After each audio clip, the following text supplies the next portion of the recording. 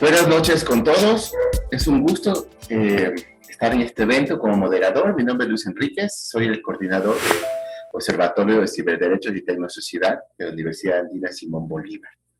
El tema de hoy es un tema bastante actual y sin duda pues, que desata bastante controversia respecto a cómo nuestra región, América Latina, percibe primeramente a los expertos de seguridad informática, a los ethical hackers o hackers éticos, y al mismo tiempo como de cierta manera, ciertas asimetrías en el proceso de conocimiento de la nueva realidad que vivimos hacen que se tomen decisiones también desatinadas o incluso pues algunas dolosas que pueden repercutir en los derechos y libertades de expertos informáticos. Entonces, en ese sentido, vamos a aterrizar también dentro de este tema tan interesante en el caso de Olavini, el ciudadano sueco, que fue detenido en el año 2019, abril 2019, y acusado por delito de acceso, primeramente delito de alteración a sistemas informáticos bajo el artículo 232 del Código Integral Orgánico Penal, Código Orgánico Integral Penal, y que pues desató bastantes pues, reacciones mediáticas, sobre todo por muchas irregularidades que nuestros panelistas nos van a contar aquí también en el proceso. Muchas cosas, como criterios incluso de que los hackers deberían salir del país sin entender realmente la profundidad del tema y sobre todo la esencia de lo que es la seguridad de la información, donde un ethical hacker básicamente está para defender los sistemas justamente de ataques, ¿no? Entonces, vamos a conversar sobre seguridad, privacidad y aterrizar en este caso, como les he contado. Primeramente tenemos acá pues a Gaspar Pisani, ¿sí? Él representa a la organización, a la ONG Access Now, una entidad pues encargada de lo que es justamente velar por el respeto de derechos y libertades en el ciberespacio. Y pues te dejo la palabra a ti, Gaspar. Bienvenido, él viene desde Argentina. Entonces, por favor, Gaspar, es tuyo el micrófono. Adelante. Muchas gracias, Luis. Bueno, muy buenas tardes a todos y a todas. Como me presentaba Luis, mi nombre es Gaspar Pisani. Soy líder de políticas públicas para América Latina de la Organización Global de Derechos Digitales Access Now y también parte del conjunto de organizaciones que se constituye como observadores del proceso de Olavini. Su caso, en conjunto con muchos otros similares en América Latina, fueron los que motivaron la creación de este reporte, fundamentalmente elaborado por la Clínica de Ciberderecho de la Universidad de Harvard, con quien afortunadamente contamos con su presencia, Fernanda, que fue una de las investigadoras. Desde hace ya mucho tiempo, organizaciones a nivel global, regional y local, trabajamos para defender, proteger y generar conciencia sobre el trabajo que realiza la comunidad de seguridad informática. Uno de los ejes centrales de ese trabajo es hacer que los gobiernos de la región comprendan la importancia de su actividad y tratar de dar un giro a el usual curso de acción, que es perseguirles, básicamente. Ahora bien, ¿qué es lo que define o qué es lo que hace a una persona miembro de la comunidad de seguridad informática, o como se la suele llamar también, comunidad InfoSec? ¿Y por qué es tan importante esta actividad? Voy a tratar de dar algunos conceptos que han sido elaborados en conjunto con personas que forman parte de esta comunidad, pero que de ninguna manera podríamos decir que son acabados.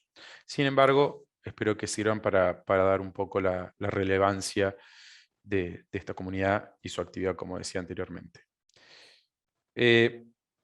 Los y las investigadoras de seguridad informática están conformadas por personas que programan, investigan, capacitan e incluso por aprendices que trabajan o realizan cualquier actividad, ya sea a nivel profesional o casual, relacionada con la seguridad de los sistemas informáticos, que incluye, entre otras actividades, investigar, probar, descubrir ocasionalmente vulnerabilidades e incluso asistir a un evento relacionado con esta temática.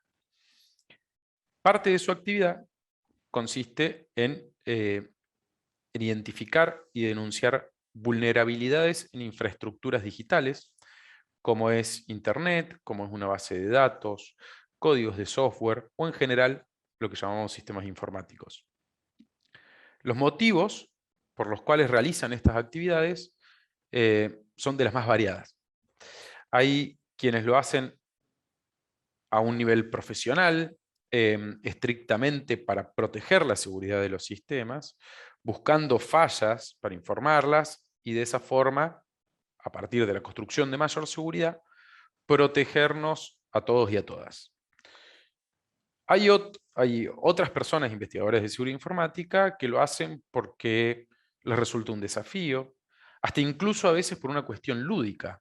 Me animo a decir incluso hasta casi deportiva. Es un trabajo que genera mucha pasión entre aquellos que lo ejercen. Sin embargo, indistintamente de qué es lo que les motiva, al final de cuentas, proteger la seguridad informática de las personas termina siendo el resultado. Incluso cuando este objetivo no es el deseado por quien lleva a cabo esta actividad. Antes de continuar, me gustaría hacer una aclaración de algo que ya mencionaba previamente Luis, y que muchas veces solemos escuchar en los medios o expresiones de figuras públicas la palabra hacker, ¿no? Para referirse a personas que vulneran sistemas digitales para cometer delitos. ¿Mm? Y esto es un error grave, porque quienes forman parte de la comunidad InfoSec y se dedican a buscar estas vulnerabilidades, a comunicar y tratar de crear una infraestructura más sólida, pues son considerados también, en los términos técnicos de la palabra hackers, se les suele llamar hacker ético, hacker blanco, pero su fin es completamente distinto. Quienes buscan vulnerabilidades y las explotan para cometer delitos, en realidad deberían ser llamados, y en mi opinión personal, como lo que realmente son, que son delincuentes, no hackers puntualmente.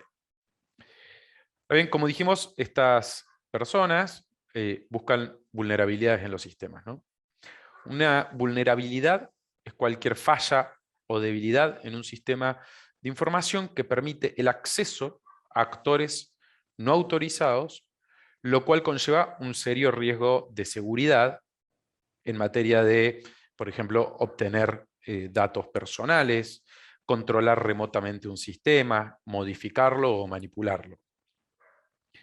Quienes buscan estas fallas y las denuncian, en definitiva lo que hacen nos beneficia a todos y a todas. Fundamentalmente porque gracias a esto logran que los sistemas sean más seguros, ya que los protegen justamente de estas violaciones de datos o de otros ataques de ciberseguridad. Además, la investigación de seguridad digital a menudo promueve los derechos humanos, como la libertad de expresión y el derecho a la privacidad, revelando y denunciando daños ocasionados por entes públicos o privados a través de la tecnología, como es el uso, por ejemplo, de spyware o malware contra ciertos grupos sociales. No solo ello, sino que es posible afirmar que esta actividad es un ejercicio legítimo de la libertad de expresión. La programación no es más que otro lenguaje. Sobre este aspecto puntual de los derechos humanos, bueno, después se va a referir con mayor profundidad Valeria Betancourt, que también nos acompaña aquí, que va a hacer un análisis más, como decía, profundo respecto de lo que es la implicancia de esta actividad en los derechos humanos. Queda entonces claro lo importante de su trabajo, ¿no? Proteger la seguridad de los sistemas informáticos, un trabajo que es esencial para nuestra sociedad. Una sociedad que cada vez más depende de estos sistemas. Sin embargo, este simple entendimiento parece ser de difícil comprensión en nuestra región, principalmente por quienes manejan justamente, o quienes están a cargo, quienes diseñan esos sistemas informáticos. ¿Por qué digo esto? Porque en vez de celebrar, de apoyar y de proteger la actividad de los y las investigadoras de seguridad informática, los gobiernos y las empresas utilizan las más variadas herramientas legales o de otra naturaleza para perseguirles y ocultar los errores que estas mismas personas cometen, digamos, quienes manejan los sistemas. Olavini entra dentro justamente de uno de estos casos, pero con, en mi visión, una particularidad, que es alguien que ni siquiera accedió a un sistema, de quien no se cuenta que no se cuenta con ninguna prueba de haber cometido siquiera, no sé, una infracción administrativa, y hoy lleva años en un proceso judicial que me animo a decir en sí mismo ya es un castigo desproporcionado. Celebramos que la narrativa en los medios de comunicación, o por lo menos esta es mi apreciación, lenta pero progresivamente ha ido cambiando, entendiendo que el trabajo de la comunidad de InfoSec es fundamental y denunciando su persecución. Sin embargo, es necesario que los gobiernos, en todos sus niveles, y además el Poder Judicial, actúen acorde a esa visión. Es necesario modificar leyes, adoptar políticas públicas y prácticas para proteger y colaborar en conjunto a la comunidad de seguridad informática, como así también promover la búsqueda de vulneraciones en sus propios sistemas y asegurar que el sistema judicial no sea un promotor de su persecución, sino de su protección. Muchas gracias. Muchísimas gracias, Gaspar, por tu intervención y sí, pues todo lo que dices, complementando, pues la acusación de alteración de sistemas, a la final, de sistemas informáticos, 232 del COIP ecuatoriano, les cuento a todos que sí, pues en realidad nunca hubo un sistema que fue atacado, es decir, ustedes quienes están siguiendo esto van a escucharlo después, pues pongámonos a pensar de que un sistema, para decir que yo he atacado un sistema o he alterado la información del sistema, primero tengo que identificar cuál fue el sistema atacado. En este caso no lo había. Es como decir que hubo un asalto y no hubo nada, no hubo una cartera robada, o como que hubo un asesinato y no hay muerto, ¿verdad? Y después por eso se cambió al acceso no consentido, en donde está esta polémica prueba, que pues muchos de los que están aquí la han visto, que más bien prueba que no hubo acceso a través del protocolo de Telnet con un acceso denegado. Así que, continuando en esta línea, y ante esta enorme presunción de persecución contra el ciudadano sueco Lavini, yo quiero invitar al panel a la abogada Fernanda Gómez, ¿sí? Fernanda Gómez es abogada con experiencia en tecnologías de la información, también estudios de género, entre otras cosas. Ella es máster también en Derecho de Tecnologías de la Información en la Universidad de Harvard, y menciono esto por cuanto ella, dentro del ejercicio pues, de su ámbito académico, pues fue la promotora de este reporte que quisiera que nos cuentes también, Fernanda, a continuación, y sobre todo una visión legal del caso, cómo nos están viendo los ecuatorianos desde afuera. Eso nos interesa, ¿verdad? Entonces, te dejo el micrófono, Fernanda, por favor, adelante. Muchas gracias, Luis, por la introducción y también gracias pues, por todo este esfuerzo para realizar esta sesión y específicamente pues una semana, unos días antes de que sea esta audiencia del juicio que pues llevamos meses esperando. Yo desde que me enteré del caso, pues obviamente muchas otras personas, incluido el propio Ola, pues prácticamente desde que hubo esta detención, me atrevería a decir pues ilegal en el aeropuerto, ¿no? Más allá de, bueno, lo que ya comentabas, Luis Enrique, pues me tocó participar en la elaboración de la investigación que después se publicó a través de Access Now, en colaboración con otra investigadora, con Peyton Wolf, y dirigidas por Jessica Fjeldt de la Clínica de Ciberderecho de Harvard.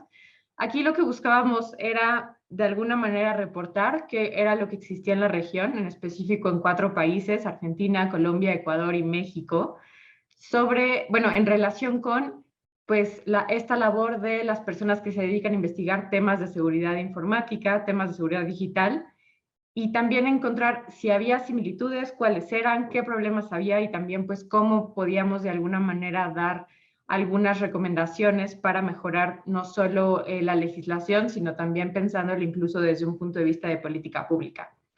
Para comenzar brevemente, pues me gustaría explicar que de alguna manera pues la labor de las personas que se dedican a investigar estos temas de seguridad actualmente pues es fundamental, y más en este mundo en el que prácticamente todo, desde que amanecemos hasta que dormimos y también cuando seguimos durmiendo, pues estamos conectadas, conectados. Y bueno, contar con leyes que de alguna manera puedan interpretarse y servir como herramienta para perseguir a estas personas, pues nos pone en riesgo no solo a ellas, sino también a todas. El trabajo que realizan para identificar y denunciar estos problemas o vulnerabilidades en en varios sistemas, como ya nos contaba Gaspar, pues nos beneficia a todas las personas, y por eso creo que de alguna manera es impensable que pues, sean perseguidas e incluso sancionadas simplemente por identificar y denunciar qué es lo que encontraron. En algunas ocasiones hemos visto que pues incluso la rabia, por así llamarlo, pues se dirige incluso contra la persona que da la noticia, y que no necesariamente puede ser quien tuvo de alguna manera la fortuna o infortuna, dependiendo del contexto, de dar con esta posible falla en algún sistema, en algún código, ¿no? Entonces, bueno, como les contaba, la investigación pues se hizo en estos 4 países. Cuando consulten el informe, pues se darán cuenta de que está dividido en 4 apartados, cada uno correspondiente a los países, más, bueno, la introducción y conclusiones, recomendaciones, pero en cada país hay 2 secciones. Por un lado, el análisis legislativo que se hizo, y por otro lado, el estudio de casos. En cuanto a la revisión, pues una revisión exhaustiva, analizamos la legislación que de alguna manera tenía algún vínculo con estos temas, ya fuese en materia civil, penal, administrativa, de protección de datos personales, propiedad intelectual, derechos de autor, de acuerdo, según el país, y entre otras legislaciones. Y también realizamos pues una búsqueda en colaboración con bastantes ONGs de la región, pues sobre los casos actuales o previos, según el país, que pudiesen reflejar o fuesen representativos de esos problemas que ya estábamos identificando en la legislación. No quisiera extenderme mucho, pero bueno, entre los hallazgos que encontramos y que son transversales a todos los países, pero que de alguna manera trataré pues de enfocarme un poco más en el caso de Ecuador, pues esto que ya mencionábamos de la ambigüedad de las normas o la falta de claridad de los tipos penales en particular, que creo que eso es lo más preocupante, porque pues sabemos que el derecho penal es la última ratio, y que de alguna manera pues los tipos penales deben de ser claros, lo suficientemente concisos para pues sancionar una conducta en particular, y no pueden ser totalmente abiertos para tratar de encajar algunas conductas de acuerdo con quien esté pues ejerciendo las funciones de investigación y en su caso impartición de justicia, ¿no? Y pues nos preguntamos qué implica el acceso dependiendo de pues el tipo de plataforma, dependiendo del sistema, qué implica, como ya hablábamos, una alteración, ¿no? De este artículo 232, el entrar o el estar navegando y de repente darse cuenta que en un código existe una falla, ¿eso implica alguna alteración? ¿O una alteración per se ya implica un daño? ¿Puede haber una alteración que no se lea como un daño? ¿Qué es un acceso autorizado? En ese caso, ¿quién lo autoriza? ¿O es lo mismo que un acceso ilegítimo? ¿O cuáles pueden ser las diferencias? Nos preguntamos si existen quizás accesos ilegítimos, pero que puedan no ser sancionados. Entonces, ese es uno de los problemas que tenemos normas ambiguas, y bueno, esto de alguna manera entra tanto en los artículos 232, que fue el primero con el que trataron de investigar y fue al que le imputaron a Ola, y después con el 234, ¿no? El 232 pues nos dice que la persona que destruya, dañe, borre, deteriore, altere, suspenda, trabe, cause mal funcionamiento, comportamiento no deseado o suprima datos informáticos, mensajes de correo, etcétera, entre otros casos, tendrá una pena privativa de libertad de 3 a 5 años, ¿no? Y bueno, también después nos despliega una lista de otras conductas que están relacionadas con la destrucción y la alteración o diseñar, desarrollar algunos programas que faciliten realizar estas conductas en los sistemas informáticos. Entonces, tenemos una multiplicidad de conductas o verbos rectores de esa conducta, y luego cuando nos vamos a ver el simple acceso, que digamos que podría tener un estándar probatorio un poco menor, porque no necesitas probar que efectivamente hubo este daño o alteración, y que pues se presume que fue por la razón por la cual de un día para otro y con 2 días de anticipación se les avisa a la defensa que ahora el nuevo delito por el que se está persiguiendo a Ola es el acceso no consentido, nada más, sin haber causado algún daño, y bueno, es quien sin autorización de quien acceda en todo o en parte un sistema informático o sistema telemático, telecomunicaciones, etcétera, en contra de la voluntad de quien tenga el legítimo derecho, ¿no? Será sancionada con una pena privativa de la libertad de 3 a 5 años. La pena es la misma que en el anterior, y ahí creo que algo de lo que nos tenemos que preguntar es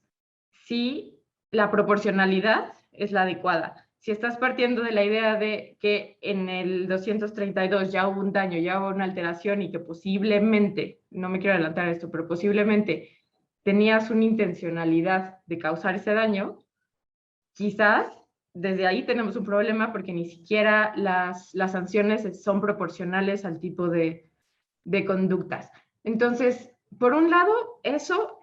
Lo otro que también me parece fundamental y que como abogada también pues he de decir, pues muchas veces ni siquiera sabemos cómo operan bien estos sistemas y tienes que sentarte con alguien a que te explique cuáles son las implicaciones de algún sistema o cómo operan.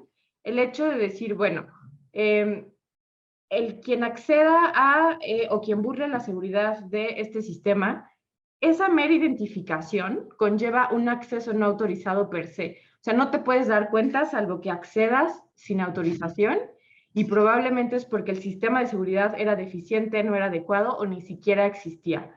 En el caso de México, por ahí en el reporte se podrán dar cuenta de una base de datos que estaba cargada en la nube y que ni siquiera tenía contraseña, ¿no? Eso puede ser un acceso no autorizado, pero pues fue un error de quien se le ocurrió subir la base de datos, y bueno, para que se burlen un poquito de nosotros, fue un partido político en México que subió la base de datos de 90 y tantos millones de electores en México y tenía datos como el CURP, que digamos que es como un dato que solo una persona tiene y nadie más tiene la misma, ¿no? Casi como tu huella digital ante el gobierno. Y pues no se puede modificar, desde que naces te la asignan, etc. Entonces, bueno, ese es como uno de los problemas. Otro es que en la legislación no se ve para nada este principio de buena fe. Sería bueno quizás agregarlo. Como ya les adelantaba, no se toma en cuenta la intencionalidad. Aquí hay cierto debate, hay un punto de discusión. Algunas personas consideran que es bueno, otras no tanto, el hecho de aumentar este punto de probar la intencionalidad, porque precisamente suele ser complejo porque es un elemento subjetivo. Y bueno, finalmente, en algunos casos, como ya hablábamos, sí se toma en cuenta si se causó un daño o no, pero no deja de ser claro, o quizás lo que me parecería menos problemático en algunos casos es que algunos artículos sí hablan de la obtención de un beneficio económico o de algún otro carácter. Entonces, bueno, hasta ahorita ahí me quedaría. Yo creo que fue como de algunas cuestiones que encontramos, pero de nuevo, al ser tan ambiguas estas normas, pues casi que a cualquiera que esté como en una situación ahí un poco, o esté utilizando Thor o alguna otra herramienta como que parezca maliciosa, ¿no? Pues nos podrían agarrar por cualquiera de de estos artículos y decirnos que estábamos tratando de acceder o que efectivamente accedimos a algo y pues tampoco que haya una prueba pues clara o contundente. Muchísimas gracias, Fernanda, por tu intervención. Y nada más para precisar algunas cosas, pues sí, tienes razón, en las clases justamente de la Universidad Andina de Delitos Cibernéticos, siempre hemos puntualizado esto de que la sección de ciberdelitos es un muy mal copy-paste de la Convención de Cibercrimen de Budapest. Entonces todos estamos conscientes de lo que dices. Incluso puedes darte cuenta, no solamente por el vocabulario superficial que utilizan algunos de los artículos y ambiguo, sino también puedes darte cuenta porque no hay una metodología para justamente poner las sanciones, las penas, ¿sí? Tú puedes ver que todo es 1-3-3-5. Es decir, no se profundizó en el asunto. Hay cosas muy polémicas, por ejemplo, también el asunto de ataques de denegación de servicio está pésimo. Entonces, obviamente, todos quisiéramos reformar estas cosas. Lamentablemente, como saben, los parlamentarios, los asambleístas, muchas veces hacen las cosas sin conocimiento realmente de lo que están haciendo, y mucho más en temas de tecnología, ¿no es cierto? Entonces, sí, y para profundizar esto del acceso consentido, pues sí se trataba pues, de un protocolo de Telnet nada más. Telnet de por sí que opera en el puerto 23, ¿no es cierto? Básicamente es un protocolo no recomendado porque no es cifrado, ¿sí? Pero en este caso, incluso viendo el artículo, podemos ver que se mantenga dentro del juicio en contra de voluntad de quien tiene legítimo derecho. La gente tiene que entender que Telnet es un protocolo que está en todos sus dispositivos, en sus teléfonos inteligentes, en sus televisiones, en todo lado está Telnet. Entonces depende si ustedes lo habilitan o no, pero no es ninguna herramienta de hackeo. Hay que aclarar esto. Simplemente es un protocolo como el protocolo que usamos ahora en UDP por el Zoom, o como el protocolo para acceder a una página web, HTTP o HTTPS. Exactamente igual. Entonces, sí, continuando con esta línea, ahora yo quiero dar el paso. Antes que nada, quería decir a todos nuestros queridos amigos que estén en Facebook o aquí también en Zoom, que nos pueden enviar preguntas, por favor, al chat, para nosotros poder pues, plantear al panel, ¿sí? Y bueno, esa sería la idea, por favor, que este es un conversatorio. Después de la intervención de Valeria vamos a pasar justamente a debatir un poco y tal vez centrarnos más en el caso específico de Olavini y en qué es lo que va a pasar la próxima semana en su audiencia de juicio. A continuación con Valeria Betancourt. Valeria Betancourt es de la Universidad Andina, con mucho orgullo, por supuesto. Es ex Universidad Andina también, y muy conocida, sobre todo, es una socióloga ecuatoriana, pero que se dedica a todo lo que es a los derechos digitales, justamente el impacto sobre derechos y libertades que tienen las tecnologías de la información. Ella es representante de la Asociación para el Progreso de las Comunicaciones, otro organismo internacional. Y bueno, sin más decir, bienvenida Valeria, por favor, adelante, el micrófono es tuyo.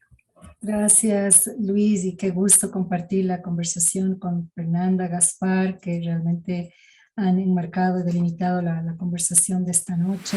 Ya como les comentó Luis, yo hago parte de una organización global, la APC, la Asociación para el Progreso de las Comunicaciones, que trabaja en la intersección de los derechos humanos, la justicia social, la justicia de género, la justicia ambiental y las tecnologías digitales. Y bueno, yo voy a hacer un esfuerzo por ya ir adentrándonos un poco más en las particularidades del caso de Ola, y lo voy a hacer a través de hacer un brevísimo repaso de las implicaciones de derechos humanos que tiene este caso. Y ya Gaspar y Fernando lo explicaron muy bien, ¿no? Cuando pensamos en llevar a la práctica derechos específicos, estamos hablando del derecho a la privacidad o comunicarnos de manera segura en el entorno digital, no podemos dejar de referirnos a este crucial trabajo que hacen los miembros de la seguridad informática, y Gaspar lo explicó muy bien, ¿no? Es un trabajo que realizan en torno al desarrollo de herramientas de protección de ese derecho, del derecho a la privacidad, a las comunicaciones seguras, por un lado, y por otro lado, como se explicó también, hacen un trabajo fundamental en cuanto a la identificación de vulnerabilidades de las infraestructuras digitales, tanto de las públicas como de las privadas, y a la búsqueda de soluciones para justamente mejorar la seguridad de esas infraestructuras.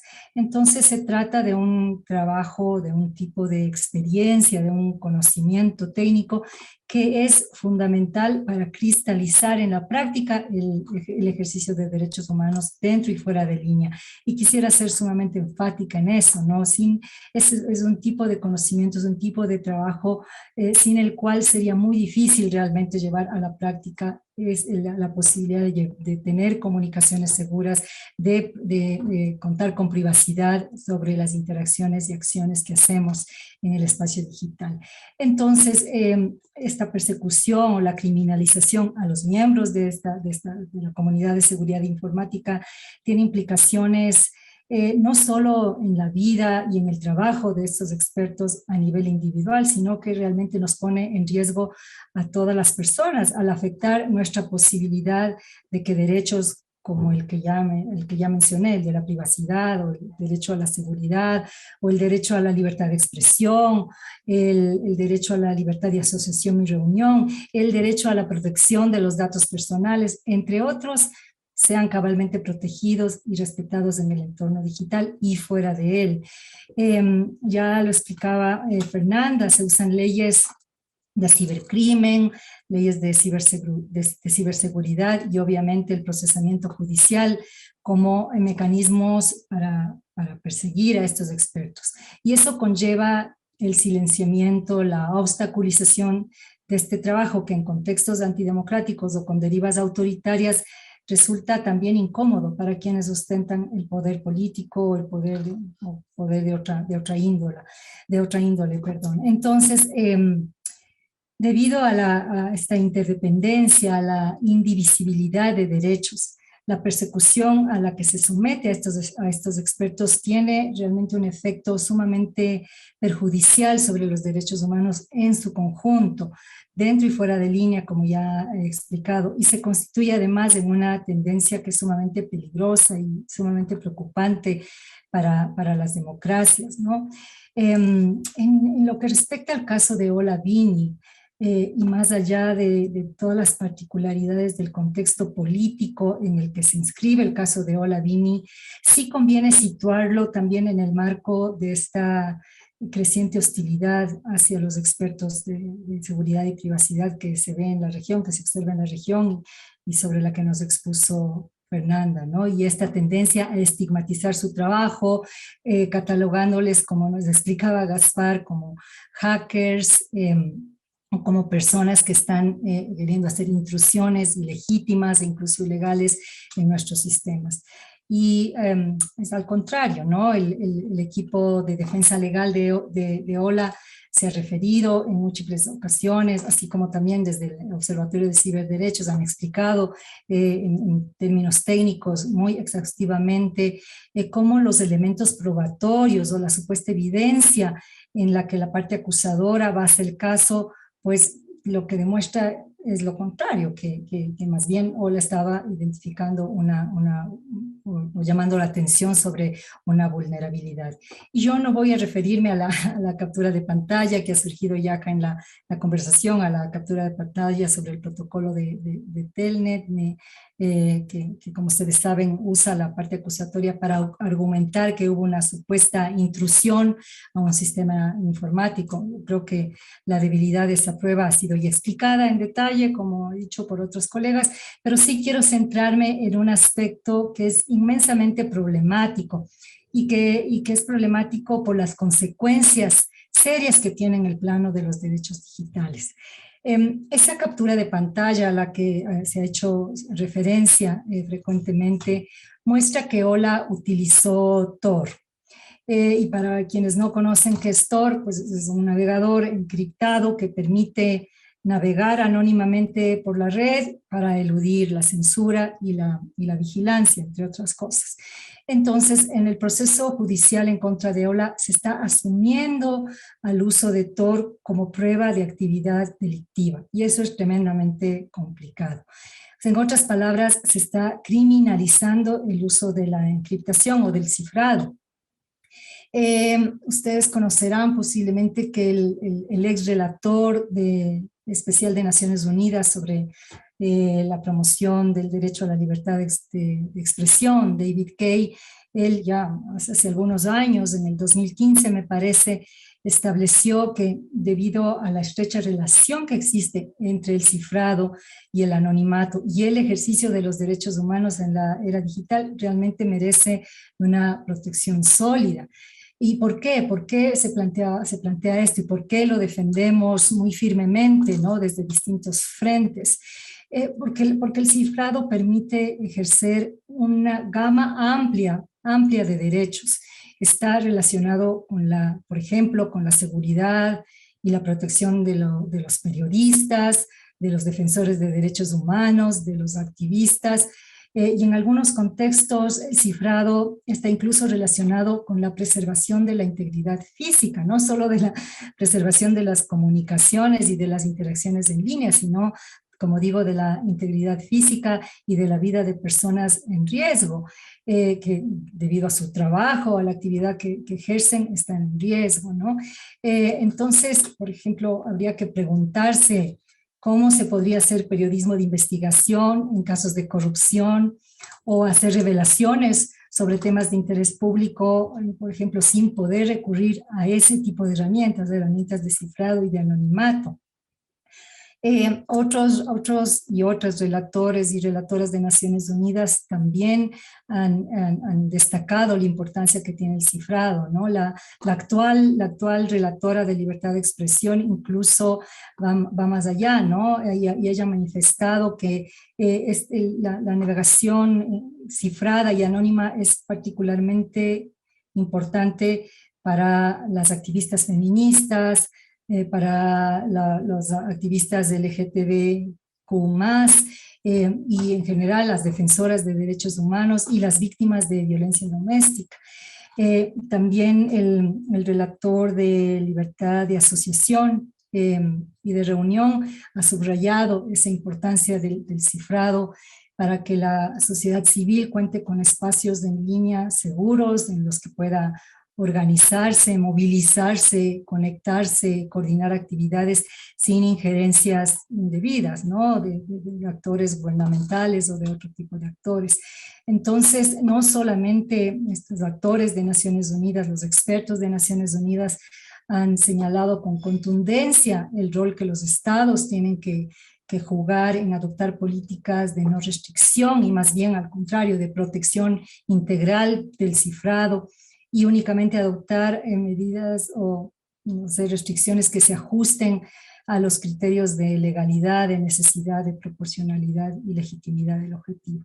Entonces, en definitiva, el cifrado es clave, ¿no? Para recuperar el control democrático, la autodeterminación sobre los datos y sobre las infraestructuras técnicas. Entonces, si en el marco de este proceso judicial en contra de Ola se acepta y se cataloga, por ejemplo, al uso de Tor como una supuesta prueba de delito, realmente se estaría sentando un precedente nefasto, peligrosísimo para la vigencia de los derechos humanos, no solamente en el Ecuador, sino en la región, y no solamente los derechos humanos de Ola, sino de todos los usuarios que usan esa y otras herramientas de cifrado, ¿no? Al criminalizar el cifrado, se estaría criminalizando a quienes usan esta herramienta, en este caso periodistas y otros sujetos sociales que requieren, como les explicaba, del cifrado o que optan por el uso del cifrado para proteger sus comunicaciones, sus interacciones, su actividad en línea.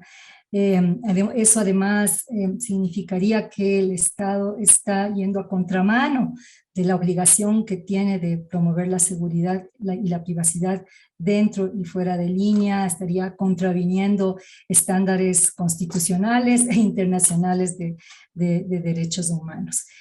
Entonces es preocupante, ¿no?, que la manera en la que se configura el caso de Ola en el Ecuador criminaliza su trabajo y de paso criminaliza el uso de herramientas que han sido como les he explicado, internacionalmente reconocidas como esenciales para la vigencia de los derechos humanos, no solamente de la privacidad y de la seguridad, sino también de otras.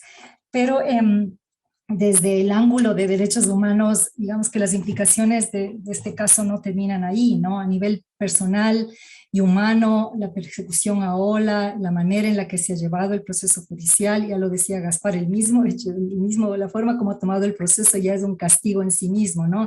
Entonces, esto ha afectado tremendamente su derecho al trabajo, a realizar las distintas facetas de su vida personal y profesional, libre de vigilancia, libre de atosigamiento, este conocimiento, esta destreza que tiene en codificación de sistemas y de software ha sido silenciada, se constituye en una restricción a la libertad de expresión, una vez que este lenguaje de codificación ha sido ya reconocido como una de las categorías que entran dentro de la libertad de expresión. Y lo que no es menor, se ha interferido con su derecho al acceso a justicia oportuna, imparcial, transparente, independiente, al debido proceso. Entonces, son múltiples las implicaciones de este caso y se sienten a distinto nivel. No solamente las organizaciones de sociedad civil internacionales y de la región que hemos seguido el caso, hemos llamado la atención sobre él, sino que también diversos relatores especiales, expertos de Naciones Unidas y también del Sistema Interamericano de Derechos Humanos han expresado su consternación por la persecución a Ola, ¿no? Y han hecho un llamado para que se lleve a cabo un proceso justo, libre de interferencias políticas o de otro tipo en el marco del Estado Constitucional de Derechos. Y a Gaspar les comentaba también, las organizaciones que hemos seguido el caso desde el inicio nos hemos constituido en misión de observación, hemos desde el inicio resaltado también la necesidad de reconocer el valor del trabajo y del conocimiento de los miembros de la comunidad de seguridad informática y esta contribución que hacen no solamente al ejercicio de derechos humanos, sino al bien común, ¿no? Entonces es fundamental que las decisiones judiciales que se tomen en este caso se basen en criterios técnicos y en evidencia sólida y realmente de existir evidencia sobre las acusaciones, tanto las acusaciones iniciales respecto de los supuestos intentos de desestabilización del gobierno o las acusaciones posteriores relativas al supuesto acceso no autorizado a sistemas informáticos, pues deben ser debidamente probadas, ¿no? Y si es que hay evidencias de eso, deben presentarse. Hasta el momento no las hemos visto y eso es una conclusión de los diversos informes de observación que las organizaciones hemos hecho. Realmente nos preocupa que se siga intentando sustentar el caso en la posesión de dispositivos tecnológicos, en el uso de herramientas orientadas a reforzar la seguridad y la privacidad en el entorno digital y en la realización de prácticas que son comunes en quienes trabajan en el área de seguridad digital, ¿no? Como ya expliqué, ello tiene consecuencias negativas para la protección de los derechos humanos en general y para la vigencia de los derechos digitales en particular. Bueno, nosotros simplemente para finalizar, comentarles que seguiremos observando el caso. Como saben, la semana que viene se realiza la audiencia de juicio, así que estaremos constituidas nuevamente en misión de observación, demandando justicia, demandando reparación. Seguiremos llamando la atención sobre el caso en instancias y en procesos regionales y globales que son relevantes en el entorno de derechos humanos. Seguiremos sobre todo insistiendo en que analogar el trabajo de los expertos en seguridad con actividad delictiva supone una peligrosísima escalada contra esa comunidad y tiene un efecto realmente escalofriante sobre los derechos humanos de todas las personas dentro y fuera de línea. Realmente eso debe parar, no se debe dar pie a que siga esa escalada que es sumamente peligrosa para la democracia. Entonces yo dejaría ahí para que podamos seguir como indagando en las particularidades del caso. Muchísimas gracias, Valeria, por tu exposición. Y sí, pues creo que hay muchas cosas en común en las cosas que los tres han dicho. Entonces, vamos a dar paso también a algunas inquietudes para poder armar un pequeño debate acá. ¿Sí? Una de ellas, ¿estamos ante una presunción de culpabilidad en Internet? ¿Qué opinas tú en este caso, Gaspar? ¿Estamos realmente ante la puerta de una nueva era donde el principio de inocencia se convierte en un principio de culpabilidad? ¿Qué opinas tú? Qué buena pregunta. Yo creo que de alguna forma, y no es solamente, digamos, lo que nos convoca hoy, uno de los ejemplos en cómo ya no hay una cuestión de la especificidad de los tipos penales, en los cuales se buscaba conformar el elemento objetivo y el subjetivo para poder determinar realmente si alguien estaba cometiendo un delito, una infracción o lo que sea, sino que producto del desconocimiento ya hay algunos elementos propios de los tipos penales que se están empezando a dejar de lado. Y es lo que lleva a que flaquee, digamos, el principio de inocencia y parece que avancemos con el proceso, avancemos con las imputaciones y después vemos si lo que hicimos está bien, ¿no? Creo, a ver, las razones son de las más variadas. Pero también vemos, por ejemplo, ya sé que no tiene que ver, pero sí está relacionado de alguna forma, como sabemos, OLA es objeto de vigilancia, Ecuador es un país que tiene un sistema de vigilancia gigantesco, el EQ 911, que incluye reconocimiento facial, y todas estas cuestiones agregan a esto que decías, ¿no? La vulneración de un principio tan esencial como es el de inocencia. El hecho de que no estén vigilando todo el tiempo y que sepan dónde estamos, por las dudas, es una afectación de este principio. Pero pese a, digamos, las malas técnicas legislativas, es realmente muy usual ver cuando se regulan cuestiones de tecnología y de derechos, que no se tenga en cuenta todos los elementos y la técnica, finalmente, de las leyes que abordan estos temas sean realmente muy malas. De hecho, por eso siempre abogamos porque estas discusiones de políticas públicas sean abarcativas, sean multisectoriales, que haya gente técnica. Yo lo digo desde el punto de vista, o sea, desde mi posición como miembro de una organización de la sociedad civil, pero creo que hace falta un montón de gente más, como decía, técnicos, empresas y muchos otros y otros participantes. Pero al mismo tiempo creo que hay, y es algo que ha pasado siempre, ¿no? La cuestión política que hay detrás de estas políticas públicas. Política en el sentido de, digamos, ejercicio del poder público por parte de los funcionarios y un abuso de autoridad. Y por eso también, cuando hacía la introducción, remarcaba que esto no es solamente acerca de reformar leyes. Porque si hay algo que queda claro en América Latina, y como vos decías al principio, yo vengo de un país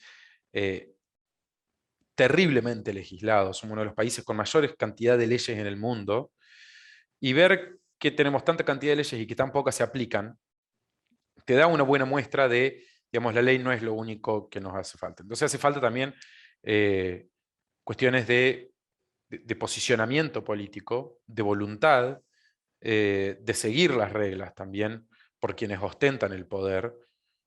También mencioné, por ejemplo, que las empresas son un problema porque a veces utilizan leyes de copyright, por ejemplo, para ir en contra de investigadores de seguridad digital. Entonces, es una cuestión integral. Sé que me fui un poco de la pregunta, pero creo que todo hace a esto de cómo nuestros sistemas legales están conformados y estos principios se ven afectados. Muchas gracias, Gaspar. Otra inquietud. Esta va para Fernanda Gómez.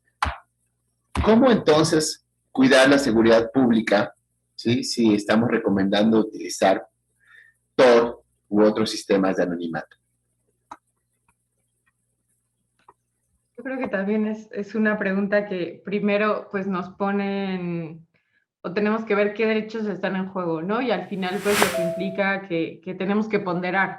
O sea, posiblemente de una u otra forma estés afectando algún derecho, pero pues tienes que ver cuál es el bien tutelado, pues que vale más la pena o que tienes que proteger con mayores recursos y dirección, ¿no? Y aquí pues partimos de esta idea de pues que la seguridad pública se malentiende que como que debería de, o es tan importante que como que no importa pasar sobre otros derechos.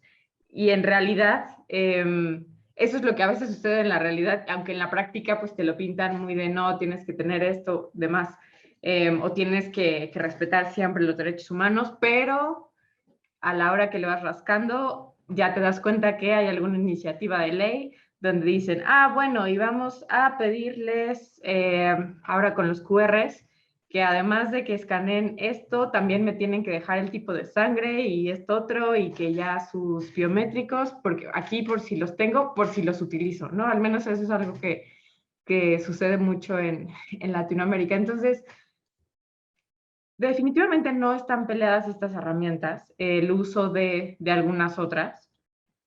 Y creo que vuelvo a la idea de que cuando hace unos años, pues pensabas, o que hay mucha gente que echa la culpa de, no, es que por el Internet ya hay acoso, o más acoso, ¿no? O es que por el Internet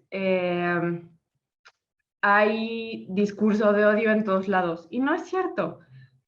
El Internet es solo una herramienta que cada quien decide si lo usa bien, si la usa mal, pero, y a esto vuelvo a esta idea de que a todo le queremos poner el ciber, al final son las mismas conductas de siempre, quizás potenciadas y que te generan que los costos sean menores, sí, pero siguen actuando personas que pueden decidir si actúan bien o si actúan mal y qué herramientas utilizan. Posiblemente abarata mucho los costos, te permite que lo hagas de alguna manera más eficiente, no lo sé, o sea, estoy pensando hasta en extorsiones, qué sé yo, pero también hay que reconocer, y esto creo que es muy particular de los sistemas latinoamericanos, y bueno, en México como uno de los países también, quizás yéndome hacia el lado del periodismo, que pues tiene el reporte de más periodistas asesinados, violentados en los últimos años en Latinoamérica, ¿no? La semana pasada estaba en una conferencia, clase, y estábamos viendo de hecho es de artículo 19, un mapa,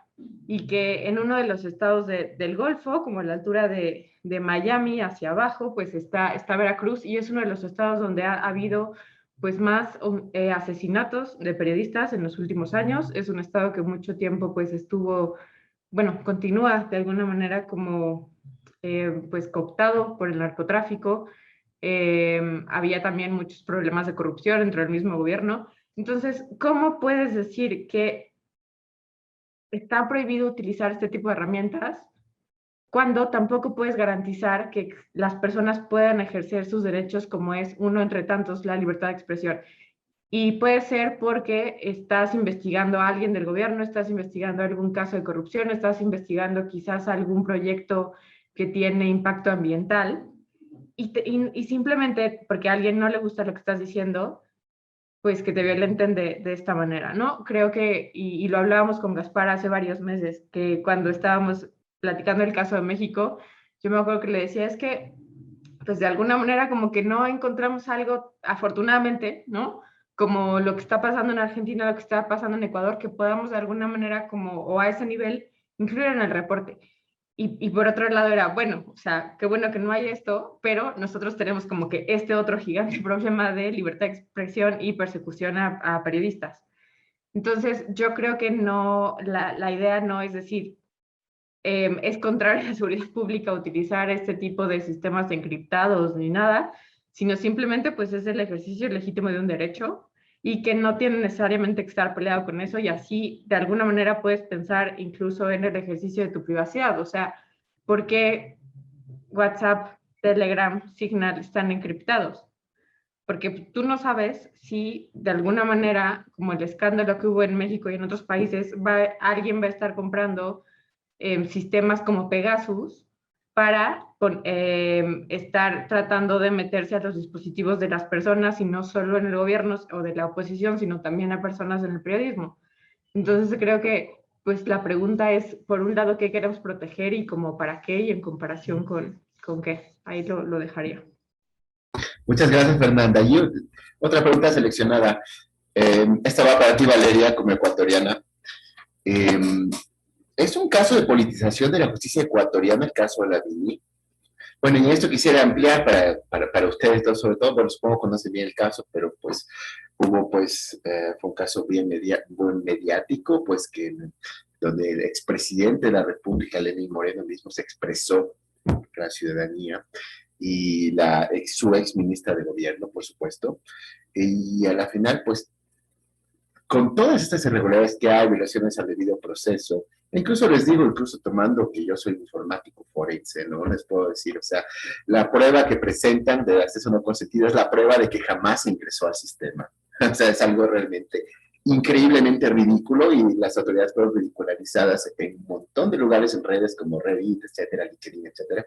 Entonces, yo quisiera justamente acabar con esta pregunta, Valeria. ¿Qué opinas tú? Es una pregunta súper complicada. Yo sí te puedo decir, como informático forense, yo te digo, esa es la prueba de que no hay acceso a cosas.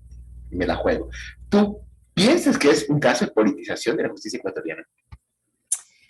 Bueno, es una pregunta compleja, pero bueno, algo me referí, ¿no? En la intervención anterior, desde el inicio observamos que el caso estaba plagado y permeado por una cantidad de irregularidades, ¿no? No, ha habido no solamente irregularidades, sino una cantidad de decisiones opacas, podría decir, por lo menos alrededor de cómo se ha llevado el caso. Eso está ampliamente documentado en los informes de observación que las distintas organizaciones hemos realizado de los distintos momentos del proceso que se ha llevado contra Ola. Y como señalaba, las evidencias o los elementos probatorios, como se le llaman en este caso en el contexto ecuatoriano, no demuestran, ¿no?, las acusaciones que se están haciendo. Acuérdense que también ha habido un cambio, un salto, ¿no?, en las acusaciones. Las acusaciones iniciales estaban en torno a la supuesta desestabilización que venía desde la Embajada del Ecuador en Londres con Julian Assange, y se asumía que Ola era parte del equipo con el que contaba Julian Assange acá para hacer efectivos esos intentos de desestabilización. Eso no se ha podido probar, y después se cambió la acusación se configuró de otra manera para argumentar que había un acceso no autorizado, ¿no?, al sistema informático. Y las pruebas que hasta el momento se han exhibido de parte de los actores, los actores que le acusan, ¿no?, a Ola, realmente muestran lo contrario, no muestran nada, no muestran eso que están diciendo. Por eso es que yo decía hace un momento que de haber pruebas sólidas, pruebas que han pasado por todos los criterios técnicos necesarios, pues deberían mostrarse. Nos llama la atención también que, como les decía, el caso ha estado lejos de ser un caso que se maneje dentro del debido proceso, en los tiempos inclusive reglamentarios, y según lo que está establecido en las leyes y en las normas del Ecuador. Entonces habría que preguntarse, yo digo, al menos eso hace que nos preguntemos, ¿no?, de cuáles son las causas o las motivaciones detrás de manejar el caso de esa manera. Entonces, yo diría que da mucho para pensar que hay una injerencia de tipo política, y es parte del llamado de atención que se ha hecho no solamente desde las organizaciones, sino también desde expertos de Naciones Unidas, llamando la atención sobre la necesidad de que el caso se lleve a cabo dentro del debido proceso y con base en criterios sólidos, en criterios técnicos sólidos, lo que no hemos visto hasta el momento. Entonces, yo creo que al buen entendedor, pocas palabras, y quienes hemos estado observando el caso, pues tenemos muchísimos motivos de preocupación, no solamente sobre los elementos probatorios, sobre la evidencia, sino también sobre las propias características que el caso ha llevado y las múltiples irregularidades que se ha visto en los distintos momentos del proceso.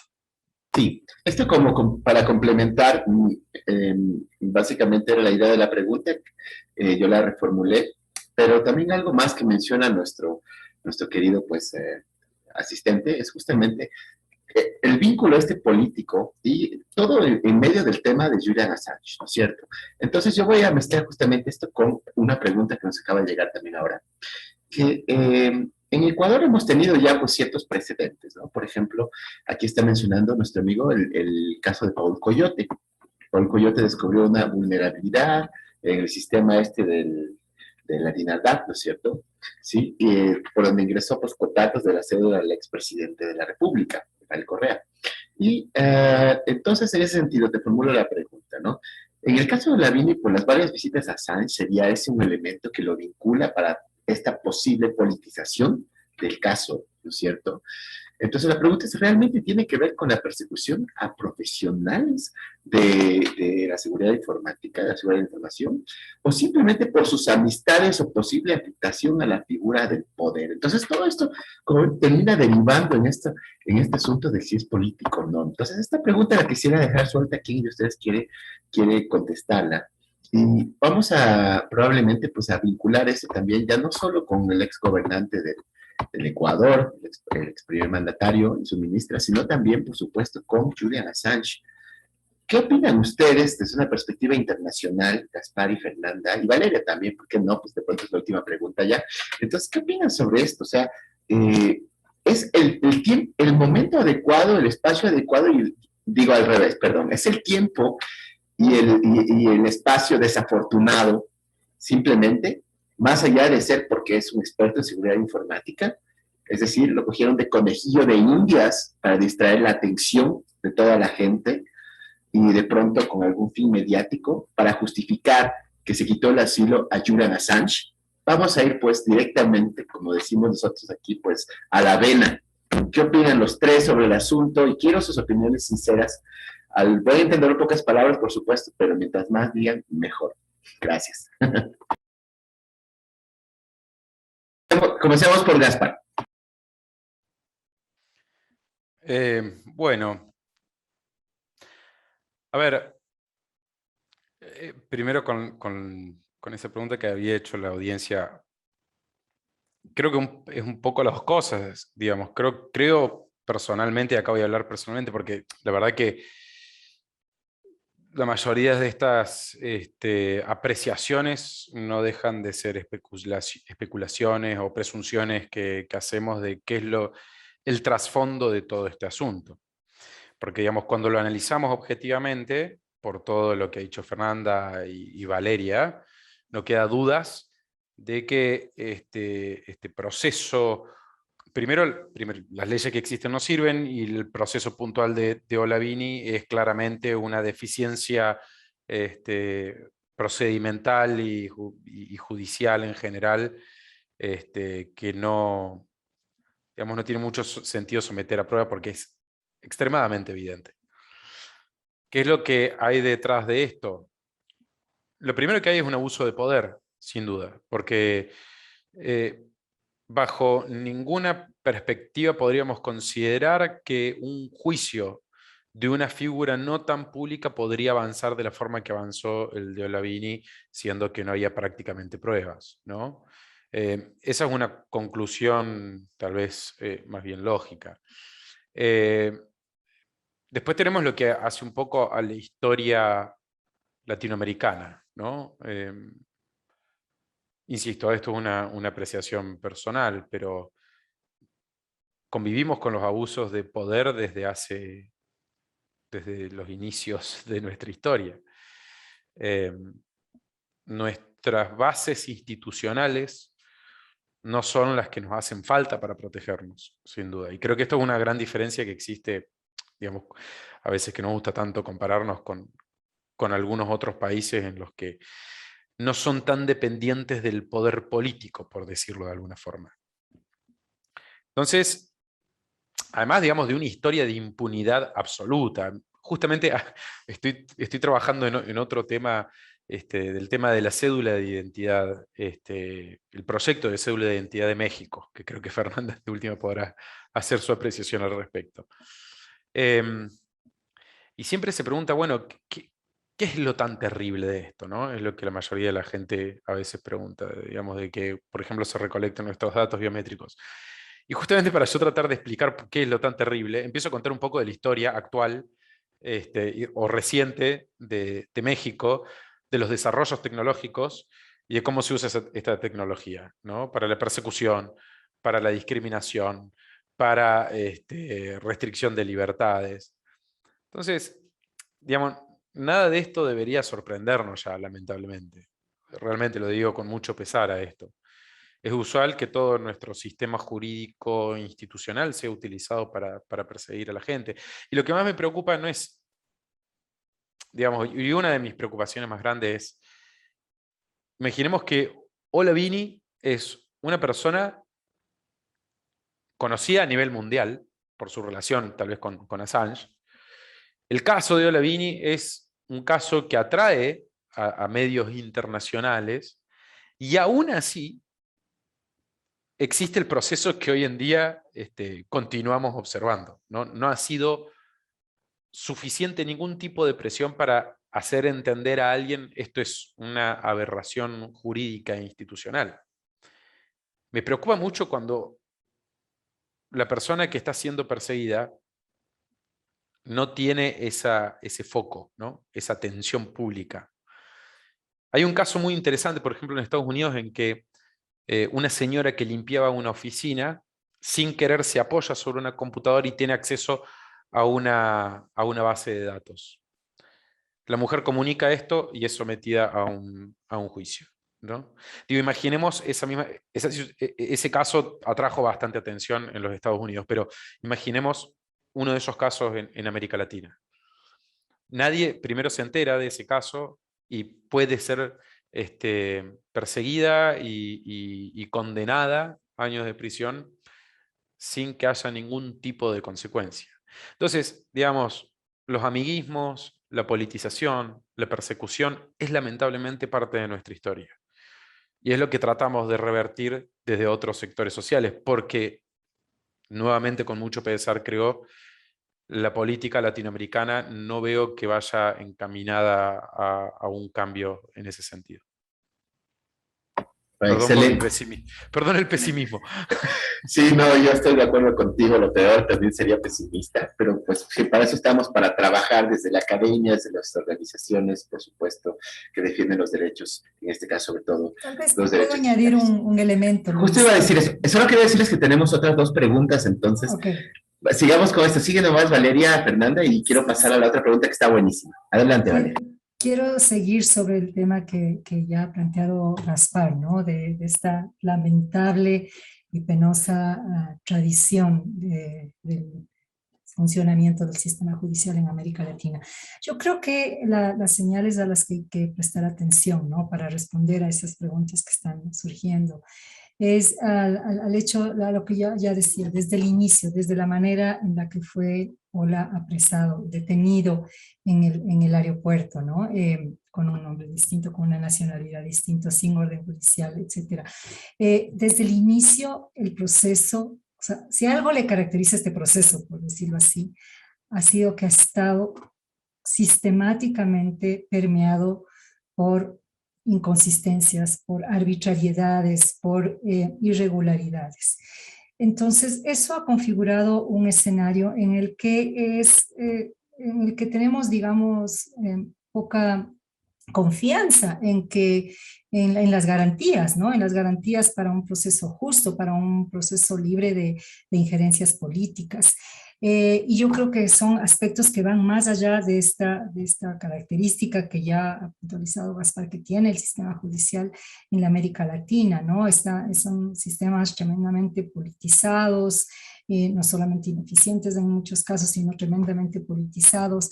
Entonces, ese es un aspecto que no se puede dejar de mencionar y de destacar en el caso de Ola. No vi las otras preguntas, pero bueno, nos las irás pasando, Luis. Ahora, respecto de lo que planteabas al inicio, ¿no? Sobre la vinculación con la cuestión de Assange. Si mal no recuerdo, parte del argumento para expulsar a Assange de la embajada fue la narrativa de que Assange estaba interviniendo en asuntos internos de algunos países, incluyendo el del Ecuador, y que por tanto tenía intenciones de desestabilizar al gobierno de ese momento, al gobierno de turno.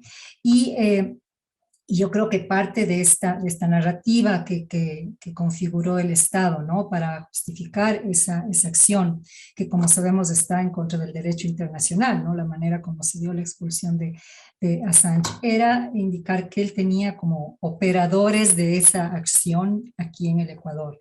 Y obviamente Ola, como ustedes saben, el amigo de Julian Assange, visitó en algunas ocasiones a Julian Assange en la embajada, entonces como que reunía, y además tiene este tipo de experticia, de conocimiento, ¿no?, en el campo de la informática, entonces como que reunía, digamos, algunas características que hacían pensar que él podía ser parte de esta cristalización de estos intentos de desestabilización que venían desde Assange de Wikileaks. Entonces, yo creo que ahí está parte digamos, de este ángulo un poco ya torcido, ¿no?, con el que arrancó el caso, y porque esa fue la primera acusación que le hicieron, ¿no?, de intentos de desestabilización del gobierno, y después fueron como configurando el caso alrededor de otro tipo de acusaciones que tampoco se sostienen. Entonces, pues sí, hay mucha preocupación. Yo digo, la preocupación principal es que, a pesar de la contundencia de los criterios que dan cuenta de la debilidad de la evidencia y de la contundente manera en que el equipo legal de Ola ha demostrado todas las inconsistencias, ilegalidades del caso, arbitrariedades, abuso de poder, etcétera, pues es absolutamente impredecible lo que va a pasar si es que seguimos en la línea esta, ¿no?, en la que se ha manejado el proceso hasta el momento. Así que hay que estar con la mirada puesta en el proceso, hay que estar demandando desde todos los frentes posibles que se garantice un juicio justo, libre de interferencias políticas, porque, como he explicado, este es un caso que no solo impacta a Ola, sino que tiene unas repercusiones y unas implicaciones muy serias para el ejercicio de derechos humanos de los ecuatorianos y de las personas en todos los países de la región, no solo en el ámbito digital, sino fuera de él. Muchas gracias, Valeria. Y yo quisiera complementar para Fernanda, que justamente hay dos preguntas, bueno, digamos jurídicas en ese sentido. Dice, ¿qué podemos esperar de este juicio? ¿Qué podemos esperar de lo que va a pasar en la audiencia de la próxima semana? ¿Y cómo se está logrando defender Olavini ante todo esto? ¿Cómo? O sea, justamente hablando de qué va a ser lo que va a pasar. Si es que yo pusiera esto en un sistema transparente de Machine Learning, en un modelo educado como debe ser Machine Learning, un agente inteligente, definitivamente yo podría esperar una probabilidad muy alta en que él esté libre, pero tenemos una variable que es justamente esta posibilidad de politización de la justicia ecuatoriana. Entonces, ¿qué opinas tú, Fernanda? ¿Será que en realidad lo que es, dentro de este marco, qué es lo que se aproxima? ¿Qué crees tú que prevalezca en ese sentido? ¿Será que la justicia ecuatoriana puede lavar sus falencias en todas estas violaciones al debido proceso y violaciones de derechos? ¿O tú crees que definitivamente vamos a entrar en un estado de persecución donde no solamente será el Ecuador, sino será México, será Argentina y todos nuestros países de la región que justamente padecen de estas debilidades de independencia en sus funciones? ¿Qué opinas tú, Fernanda? Pues es una pregunta que es compleja, y también como pensar en responderla desde afuera, más allá, como con las similaridades. Perdón si se escucha el camión de los camotes. Creo que yo esperaría que en este ejercicio, como en cualquier asunto de valorar hechos y pruebas, pues se hiciera acorde con el derecho, con las normas procesales adjetivas, con mayoría de razón, y apelando pues a los estándares también de persona razonable, ¿no? Creo que, más allá de lo poco que conozco, pues el sistema y las leyes procesales en Ecuador, pues sería como lo mínimo esperable en cualquier, pues, país democrático, ¿no? Donde funcionan correctamente, pues, los tres poderes, donde el poder judicial, pues, es independiente. Acá en México, pues, siempre lo que se dice es, pues, el poder judicial habla por sus sentencias, ¿no? Y esa independencia, pues, habla se ve a través de las sentencias, de los criterios. Yo esperaría que pues, esa fuera la línea. Tú hablabas como de esta parte, Luis, de que si podemos evitar que se siguieran violando los derechos. Y ahí más bien, pues, ya se han violado muchos derechos. Y no solo de Ola, o sea, hablaría yo también de víctimas, pues, de alguna manera indirectas, que es todas las personas que de alguna manera colaboran en CAS, que el hecho de que las tengan también vigiladas, el hecho de que sus cuentas también estén de alguna manera restringidas, el que no puedan estar recibiendo algunos proyectos, todo eso ha estado sucediendo en los últimos 2 años.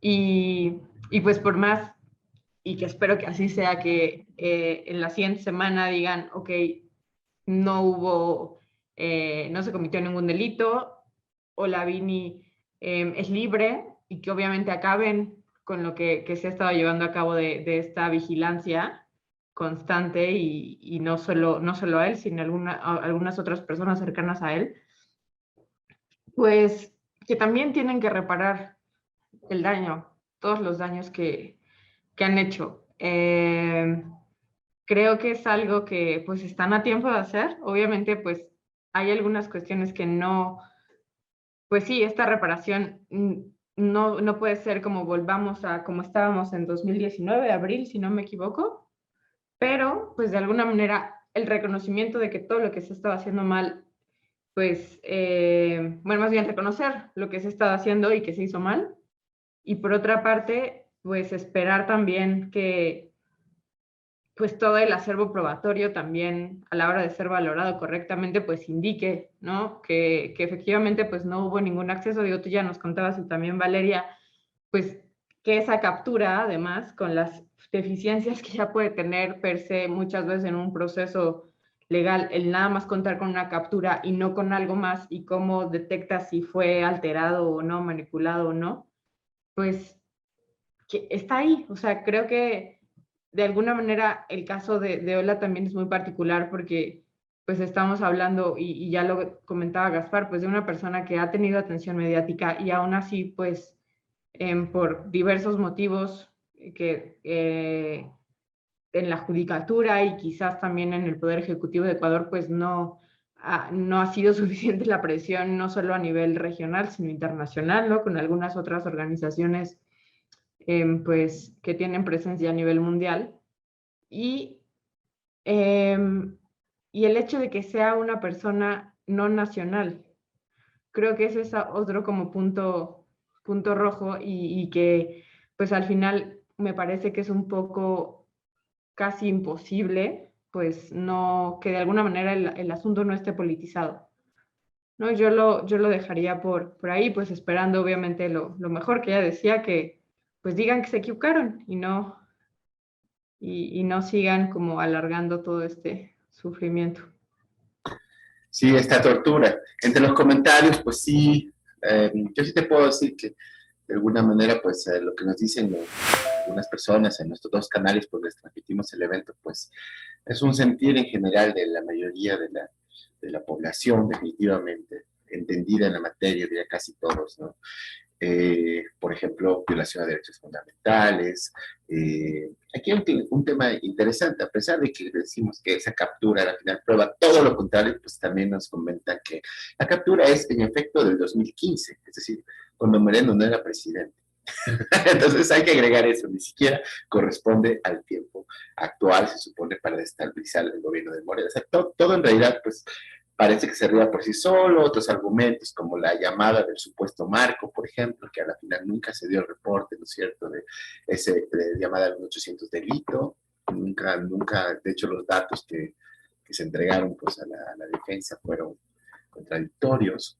Entonces, a la final, para concluir este evento, y yo quiero agradecerles muchísimo a Gaspar, de Access Now, a Fernanda Gómez, Isabel Clínica Harvard y a Valeria Betancourt de APC, porque definitivamente es un tema de mucha actualidad. Vemos que no solamente se trata de los derechos y libertades de una persona en particular también, sino de algo que puede desatar una cadena, una avalancha de violaciones a los derechos de las personas que pueden ser ustedes mismos o yo mismo, pues en algún momento.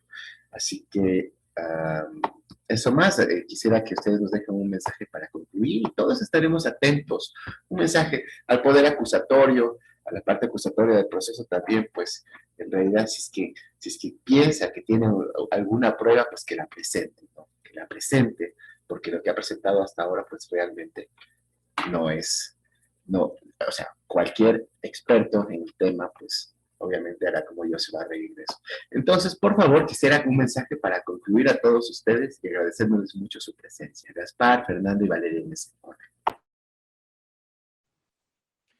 Bueno, muchísimas gracias por esta invitación, por seguir trabajando en este tema tan importante, por seguir construyendo esta discusión que creo que va muchísimo más allá del caso de Ola, que es una discusión que debe darse no solamente a nivel regional, sino a nivel global. Creo que es algo en lo que nos faltó tal vez hacer énfasis. Esto no es un problema solamente de nuestra región. La persecución, los problemas de los marcos jurídicos se dan en muchos otros contextos, incluso en el mismo tratado de Budapest, así que es un tema que escala muchísimo. Lo que creo fundamental es que de una vez por todas se cierre esto. Creo que el problema más grande, y mi conclusión final va a estar relacionado a lo que se hablaba anteriormente, creo que son tantos los errores ya que se han cometido, errores por decirlo de una forma, ¿no? En este caso, y es algo común que vemos con otros casos de persecución de investigadores e investigadoras de seguridad digital, que se trata de dilatar lo más posible la toma de decisión. Y en definitiva, en los casos en los que se han resuelto, que terminan llegando a cortes superiores, el daño es aún mayor. Es fundamental que esto termine ahora, sobre todo para que no se sigan cometiendo vulneraciones de derechos humanos. Esto es una vulneración de derechos humanos. Que se siga dilatando este proceso es realmente una aberración en ese sentido, y realmente espero que esto de una vez termine para que podamos avanzar a la discusión que sigue, que es cómo evitamos que esto vuelva a suceder. Que esa es la discusión que deberíamos estar teniendo y no cómo logramos que una persona deje de ser violada en sus derechos más fundamentales. Muchas gracias. Gracias a ti, Gaspar. Fernanda, tu mensaje de conclusión. Fíjate que ahora que reflexionaba también y se me olvidó decirlo al principio, es pues que como que tenemos dos escenarios. En el caso de Ola, pues creo que ya lo adelantaban bastante, es un caso muy particular que está dentro de un contexto también que pues es muy, muy particular, hay muchos intereses de por medio y que creo que fue como la oportunidad de utilizar este tipo de legislación que estaba ahí, sumada al perfil, a ciertas características, y que para lograr encuadrar algo o como lograr pues culpabilizar de algo que pudiera ser como viable, creíble y en lo que encontraban o de alguna manera llegaban las pruebas, ¿no? Por así llamarlo, o como de donde fuera que las sacaran. Y por otro lado, también es cierto que se suma al contexto en el que efectivamente este tipo de legislaciones en otros casos también se utiliza para perseguir a algunas personas. Creo que el caso de Argentina, que no hemos tocado, pero que está en el reporte, como que están estos dos ejemplos, ¿no? Por un lado, el caso de Javier Esmaldone, que también es algo muy similar, es una persona que ha sido muy crítica al gobierno, se ha posicionado frente al voto electrónico, ¿no? En contra del voto electrónico. Y por otro lado hay el caso de Gaspar Ortman, que pues reportó que había una vulnerabilidad con un banco y les dijo, miren, esta es la vulnerabilidad, yo pude hacer esto, porfa, arréglenlo. Y fue de, sí, muchas gracias por avisarnos, pero ¿cuál? Lo que tú hiciste es un delito, vámonos, ¿no? Y bueno, al final determinaron que no había, pues, incurrido en una falta, pero creo que en ese caso en particular, pues tenemos como que estos dos ejemplos. Entonces, obviamente la reflexión sería, este caso es muy particular, esperemos que, como decía Gaspar, pues terminen con las violaciones a derechos humanos que han estado ocurriendo desde el momento 1, cuando la detuvieron sin una orden de aprehensión, no había flagrancia, no se han encontrado estos reportes de las llamadas, y que si era ruso, que si tenía otro nombre, que lo que sea. Y pues por otro lado, que también es una situación que persiste en Latinoamérica. Creo que a nivel países lo que sigue es pues que se replantee una Convención de Budapest 2.0, quizás, donde se enmenden todos estos problemas que hay y que se han pues trasladado, ¿no? a las legislaciones de muchos países. Y pues por otro lado también lo que ya adelantábamos, que podría ser que cualquier solución, tanto de reformas legales como desarrollo e implementación de políticas públicas, pues que no sea solamente gobierno, que sean equipos en los que haya academia, personas técnicas, personas de sociedad civil, y pues también que haya estos canales de comunicación que se ha demostrado que son muy importantes, y en el caso de Colombia también ahí lo podrán ver, pues como en ausencia de, más bien si no conoces a alguien que porque trabaja o porque es amigo o conocido de tal, no vas a poder denunciar. Y creo que también ahí está otro de los peligros, más allá de que podamos reformar las leyes, pues en la medida en que tampoco haya canales de comunicación para reportar y para hacer recomendaciones, pues creo que no vamos a poder resolver este problema. Muchas gracias, Fernanda, por estar aquí. Y Valeria, tus palabras para concluir.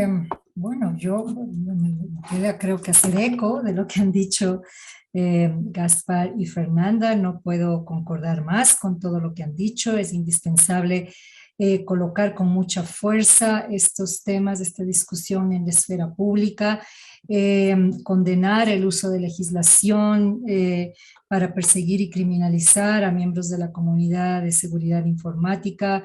Creo que hay que demandar participación activa de las múltiples partes interesadas en todas las discusiones relativas a legislación, política pública y regulación en estos temas. Es fundamental asegurar que esos desarrollos se hagan con base en estándares, principios, criterios de derechos humanos que coloquen a las personas en su centro, así que hay que demandar eso con fuerza desde todos los frentes.